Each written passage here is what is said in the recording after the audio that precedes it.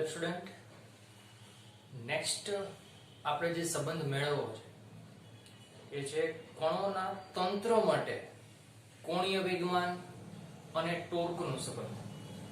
અત્યારે આપણે મેળવ્યો હમણાં આગળના વિડીયોમાં એ આપણે એક કણ પર લાગતું ટોર્ક છે એનો કોણીય વેગમાન સાથેનો સંબંધ મેળવ્યો. એક કણ પર લાગતો હોય ત્યારે હવે આપણે આખા કુલ કોણીય વેગમાનનો સંબંધ છે મેળવવો છે. જેવી રીતે આપણે આગળ મેળવેલો છે ઓલરેડી ચેપ્ટર 5 ની અંદર પણ. બાળકો ચેપ્ટર 7 શીખવા માટે 3 4 5 બને આવડવું જરૂરી છે કે ત્યાં આપણે મેળવેલો હતો તંત્રનું કુલ રેખીય વેગમાન એટલે તંત્ર પર લાગતું કુલ પરિણામી બાહ્ય બળ. એવી રીતે તંત્રનું કુલ કોણીય વેગમાન એટલે તંત્ર પર લાગતું કુલ પરિણામી બાહ્ય ટોર્ક. આ છે આપણે મેળવવું. એના માટે ખાસ બીજી સમજવા જેવી બાબત કે ધારો કે તંત્રની અંદર બે કણ છે. એક કણ છે m1, બીજો કણ છે જે m2. કણ એક પર લાગતું બાહ્ય બળ છે એ છે ધારો કે F1. કણ બે પર લાગતું બાહ્ય બળ છે એ છે ધારો કે F2. 9મા અને 10મા ધોરણમાં તમે ભણીને આવ્યા છો અને આના પછીના ચેપ્ટરમાં પણ ભણવાના છો. એવું બળ એટલે ગુરુત્વાકર્ષી બળ. ગુરુત્વાકર્ષી બળ છે એ હંમેશા આકર્ષી હોય અને આ બળો ન્યૂટનની ગતિના ત્રીજા નિયમ અનુસાર એકબીજા કરતા વિરુદ્ધ દિશામાં અને સમાન મૂલ્યના હોય. એક પર બે વડે લાગતું બળ બે વડે લાગે છે આકર્ષી છે એટલે પોતાના તરફ ખેંચશે. બે પર એક વડે લાગતું બળ તો એ બળની દિશા છે કે કામ હશે. જો તમને હું એવો પ્રશ્ન કરું કે કણ એક પર લાગતું બળ કેટલું તો તમે શું કહેશો? F1 + F12. મારો નેક્સ્ટ ક્વેશ્ચન છે કણ બે પર લાગતું બળ કેટલું તો તમારો જવાબ હશે F2 + F21. જો હું તમને એવો ક્વેશ્ચન કરું કે તંત્ર પર લાગતું કુલ બળ તો તમે શું કરશો? આ બંને સમીકરણ છે એનો સરવાળો કરશો. F1 + F12 + F2 + F21. પણ એ તો તમને ખબર છે કે F12 અને F21 બંનેની દિશા છે એ પરસ્પર કેવી છે? વિરુદ્ધ. મૂલ્ય કેવા છે? સમાન. આ F21 ને બરાબરની ડાબી બાજુ લઈને આવું તો કેવા થઈ જશે? પ્લસ. તો એ બંનેનો સરવાળો કેવો થશે? 0. એટલે કે આ બંને તો શું થઈ ગયા? કેન્સલ. માત્ર વધે છે કોણ? માત્ર જે બચે છે એ જે તંત્ર પર લાગતું કુલ બાહ્ય બળ છે એ જ વધે છે. તો ખાસ આ બાબત છે એ તમને યાદ હશે જે આપણે વિડિયો નંબર 2 છે એની અંદર પણ છે એ કરી ગયા. તો અત્યાર પૂરતો આપણો પ્રશ્ન છે એ છે કુલ કણ છે એના ટોર્કની વાત કરવી છે. કરીએ શરૂઆત કોણીય વેગમાનથી. જેવી રીતે આ સમીકરણ તારવવામાં કરી હતી સેમ એવી જ રીતે કે n કણોના બનેલા તંત્રનું આપેલા સંદર્ભ બિંદુની સાપેક્ષે બાળકો ટોર્ક હોય કે કોણીય વેગમાન હોય બંનેમાં સ્થાન સદિશ વાળું પદ આવે છે અને સ્થાન સદિશ છે એના માટે સંદર્ભ બિંદુનો ઉલ્લેખ કરવો છે એ અનિવાર્ય છે. હું તમને એવું કહું કે મારું અંતર છે એ 5 ફૂટ છે તો તમારો પ્રશ્ન હશે સર ક્યાંથી? ડાબી બાજુ અહીંયા કંઈક પડેલું છે દરવાજો છે ત્યાંથી, સામેની બાજુથી, જમણી બાજુની દીવાલથી ક્યાંથી 3 ફૂટ અંતર છે અથવા 5 ફૂટ અંતર છે? તો સ્થાનનો ઉલ્લેખ છે એ ખૂબ અનિવાર્ય છે અને દરેક વખતે આપણે એક વાત છે એ લખવી જરૂરી છે કે સંદર્ભ બિંદુની સાપેક્ષે કુલ કોણીય વેગમાન કુલ કોણીય વેગમાન છે એટલે સંકેત આપણે L યુઝ કરશું. કોણીય વેગમાન સદિશ રાશિ છે. જેવી રીતે એક કણ પર લાગતું બળ, બે કણ પર લાગતું બળ અને પછી શું કરવાનું? કુલ બળ. તો કુલ બળ લખવું હોય તો આપણે શું કરીએ છીએ? સદિશ સરવાળો. એવી જ રીતે કુલ કોણીય વેગમાન લખવું હોય તો તંત્રમાં જેટલા જ કણ છે બધાના કોણીય વેગમાનનો શું કરવો જોઈએ? સરવાળો.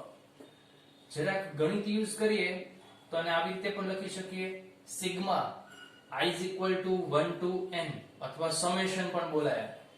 i is equal to 1 to n એટલે કે 1 થી લઈને n કણ li. જ્યાં આ li નો મીનિંગ શું થાય? એક તો તમને આ સૂત્ર પણ યાદ છે, li is equal to ri cross pi. l બરાબર r cross p, જેવું આપણે આગળ મેળવ્યું સેમ એવી જ રીતે એ i માં કણનું આપેલા સંદર્ભ બિંદુની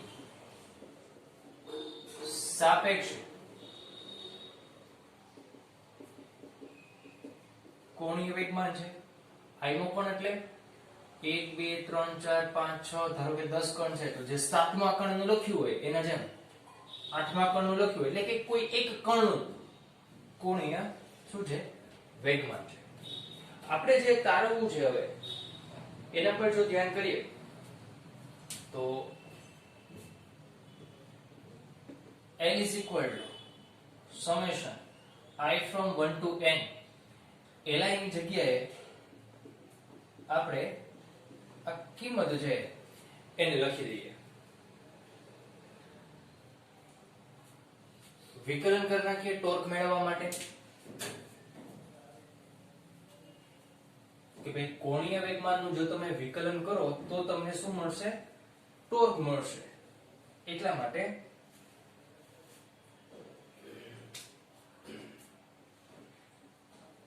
સમયની સાપેક્ષે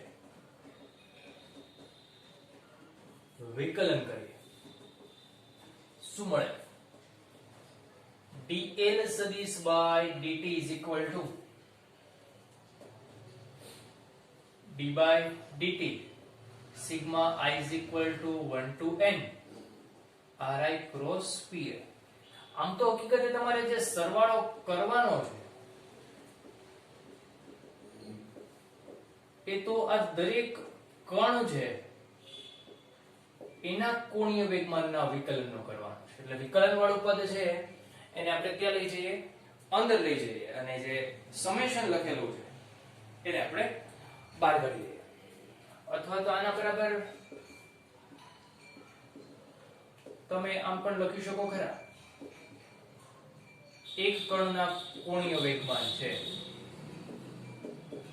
એનું વિકલન. આના બરાબર શું લખી શકાય? આના પર તો બરાબર લખી શકાશે tau i, કેમ કે એક કણનું કોણીય વેગમાન એનું સમયની સાપેક્ષે વિકલન છે આપણે શું આપે? ટોર્ક આપે. એટલે જ્યાં tau i છે કે જ્યાં tau i is equal to dl by dt A i માં કણ પર લાગતું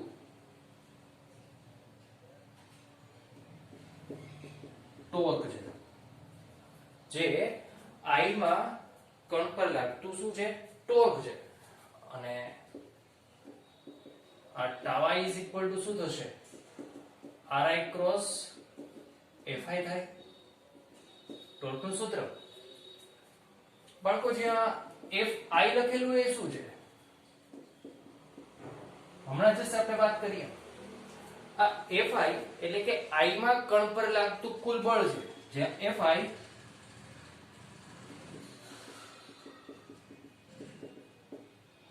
એ i માં કણ પર લાગતું કુલ બળ છે. જેવી રીતે હમણાં આપણે લખ્યું હતું પહેલો કણ હતો એના પર લાગતું બળ કેટલું હતું? એક તો F1 બાહ્ય બળ પણ હતું અને કણો કણો વચ્ચે લાગતું આંતરિક બળ પણ હતું. બીજા કણ પર લાગતું બળ કેટલું મેળવેલું હતું આપણે? F2 F21 આવું જ કંઈક હતું. આ બળ છે, આ બળ એ તંત્ર પર લાગતું બાહ્ય બળ અને તંત્રના કણો વચ્ચે લાગતા બળના કણો વચ્ચે લાગતા આંતરિક બળના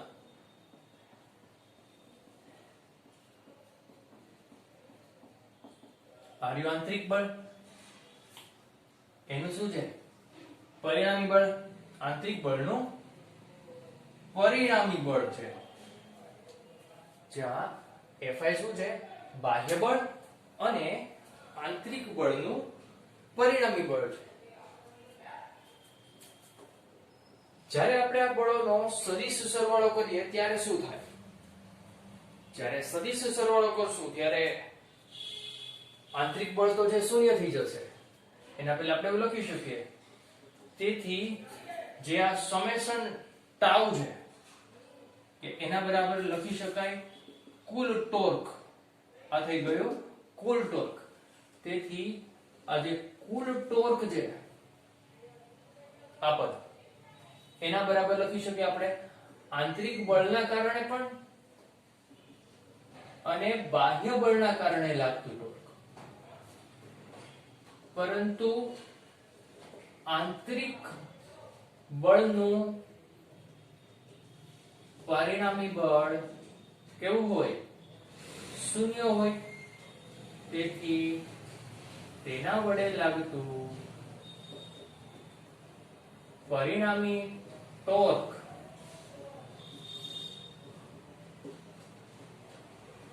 એ પણ કેવું મળશે આપને? શૂન્ય જ મળે.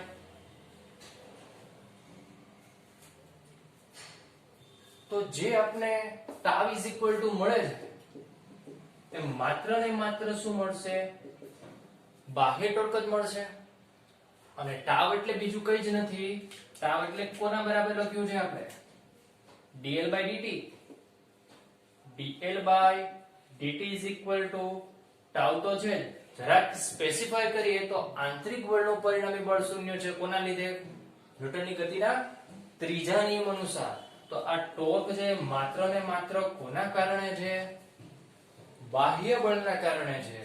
તો બાળકો આપણે આવું લખી શકીએ કે n કણોના અથવા તો કણોના બનેલા તંત્ર માટે આપેલા સંદર્ભ બિંદુને અનુલક્ષીને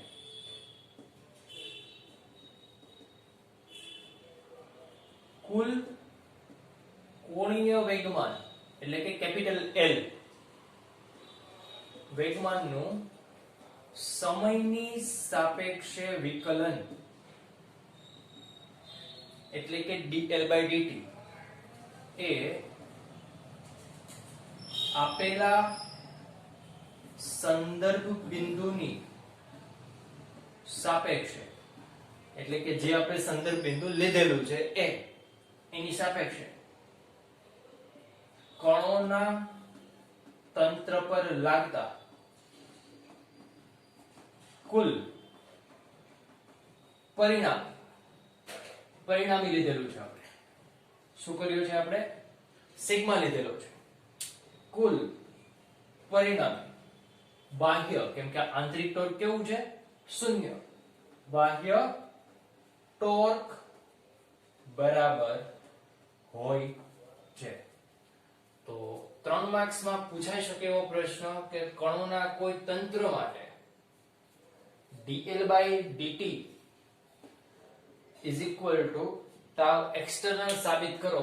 જેવી રીતે આપણે ચેપ્ટર નંબર 5 ની અંદર સાબિત કરેલું છે કે કુલ કોણીય વેગમાન નું સમયની સાપેક્ષે વિકલન એ કુલ પરિણામી બાહ્ય બળ જેટલું હોય.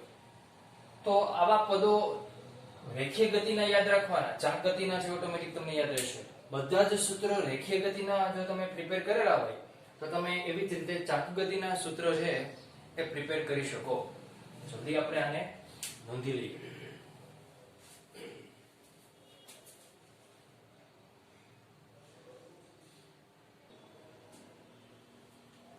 ચલો બાળકો, નેક્સ્ટ આપણે મેળવવું છે કોણીય વેગમાન સંરક્ષણનો નિયમ. સંરક્ષણ એટલે શું? તો સંરક્ષણ એટલે અચળ. આપણે અહીંયા એવું સાબિત કરવું છે કે L છે કોણીય વેગમાન એ શું છે? અચળ છે. જો કોણીય વેગમાન અચળ હોય તો એનું વિકલન કરીએ તો આપણે શું મળે? 0 મળે. કેમ કે અચળનું વિકલન શું થાય? શૂન્ય થાય. બરાબર. પરંતુ dl/dt એટલે તો શું થાય? tau external. હમણાં જ આપણે મેળવ્યું. તો tau external is equal to શું થશે? 0. એટલે કે આપણે એવું લખી શકીએ કે જો ચાક ગતિ કરતા કણોના તંત્ર પર આપેલ સંદર્ભ બિંદુને અનુલક્ષીને લાગતું પરિણામી કુલ બાહ્ય ટોર્ક એટલે કે tau external is equal to 0 હોય તો આવું આપણું સમીકરણ. આનો મીનિંગ એવો થયો is equal to 0 હોય તો dl/dt is equal to સમીકરણ છે આપણું કે આવું. આના પરથી dl/dt is equal to શું થશે? 0. એટલે કે L is equal to શું થાય? અચળ. એટલે કે જો ટોર્ક લાગે જ નહીં તો આ સદિશના બધા જ ઘટક, તમને ખબર છે કે કોઈ સદિશ ચેપ્ટર નંબર 4 અનુસાર કેવી રીતે લખી શકાય? ax i ay j az k, અથવા તો બાળકો આમ પણ લખાય ax ay az જેવી જરૂરિયાત. એટલે કે કોઈ સદિશ અચળ ક્યારે રહે? જ્યારે એના બધા જ ઘટક એટલે કે એક્સિયમ, વાયયામ અને ઝેડયામ પણ કેવા હોય? અચળ હોય. એટલે કે કુલ કોણીય વેગમાનના એક્સિયમ, જેને આપણે Lx વડે ઓળખીએ છીએ, વાયયામ એટલે કે Ly અને ઝેડયામ Lz કેવા છે? એ અચળ છે. તો આ છે સિમ્પલ 2 માર્ક્સમાં પૂછી શકે એવો પ્રશ્ન, કોણીય વેગમાનનું સંરક્ષણ.